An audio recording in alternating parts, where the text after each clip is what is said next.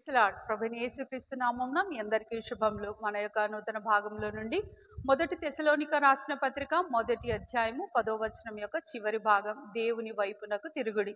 ఇక్కడ పౌలు భక్తుడు ఈ సంఘానికి మాత్రమే గాక మనకు కూడా ఈ వాక్యము చెప్తున్నాడు. మనము ఉన్న పాటున దేవుని వైపు తిరగాలని.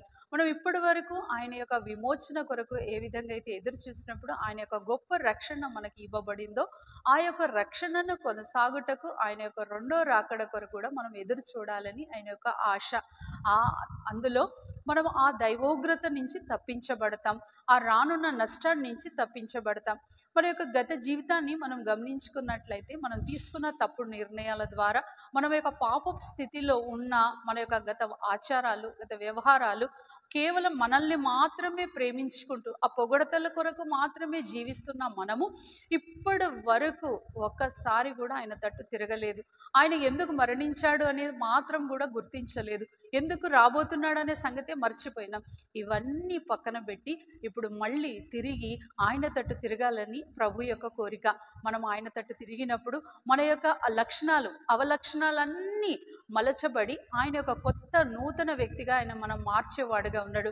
మనము ఆయన దగ్గరికి వచ్చినప్పుడు ఒక నూతన స్వభావాన్ని మనం తిరిగి అలవాటు చేసుకోగలం. ఆయన యొక్క గొప్ప లేఖనాలను మనం చదవడం ద్వారా మన యొక్క అలవాట్లన్నీ మారిపోయేది ఉంటాయి. మన యొక్క పాతది అన్నీ గతించిపోతాయి. దేవుడు కూడా ఏమని కోరుకుంటున్నాడంటే మన పాపపు స్థితి అంతా ఆయనతో సమాధి చేయబడి ఆయనతో తిరిగి ఒక నూతన స్వభావంగా మనం తిరిగి లేవాలని, తిరిగి ఆయన రాబోతున్నప్పుడు ఆ దైవోగ్రత నుంచి తప్పించబడి ఆయనతో ఉండబోయే గొప్ప నిరీక్షణ కొరకు మనం ఎదురు చూడాలని. రండి, ఒకవేళ మీ పాత జీవితం ఇంకా గతించి వెళ్ళకపోతే, ఇంకా అందులోనే కొనసాగుతూ ఉంటే దేవుని వైపు తిరిగితే చాలు. ఇది ఒకేసారి జరగదు, కానీ క్రమక్రమేణా నూతన స్వభావంతో, నూతన విధానంలో దేవుడు మనల్ని మలిచేవాడుగా ఉండు. రండి ప్రార్థన చేసుకుందాం.